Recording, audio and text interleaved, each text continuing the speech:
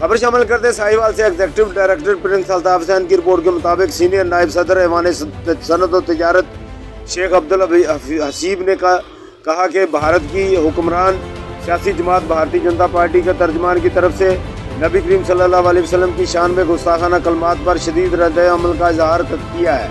उन्होंने कहा कि तमाम मुस्लिम ममालिक को भारत के साथ तिजारती व सफारती ताल्लुकात फौरी तौर पर मुनक़ता करके ख़त्मी मरतबत हज़रत मोहम्मद सल्लल्लाहु अलैहि वसल्लम से अपने इश्क़ व मोहब्बत को वाज़े करना होगा। मुसलमानों के खिलाफ हर जहर उगलने वाली भारतीय हुकूमत ने अब दीन इस्लाम और इसकी बुनियादों पर हमला करना शुरू कर दिया है। अगर दुनिया भर के मुसलमान भारतीय मसनूआत का मुकम्मल तौर पर बाइकाट करें तो बहुत जल्द मोदी हुकूमत की तबाही का आगाज़ भारत के अंदर से शुरू हो जाएगा। उन्होंने मजीद कहा कि आज़ादी इज़हार राय की आड़ में किसी के मजहबी जमात को जज्बात को मजरूह करने का किसी को हक हासिल नहीं। मुतासबाना सोच की बुनियाद पर तारीख को मसक और बाअज़मत शख्सियात की तौहीन करने की किसी को कतन इजाज़त नहीं दी जा सकती।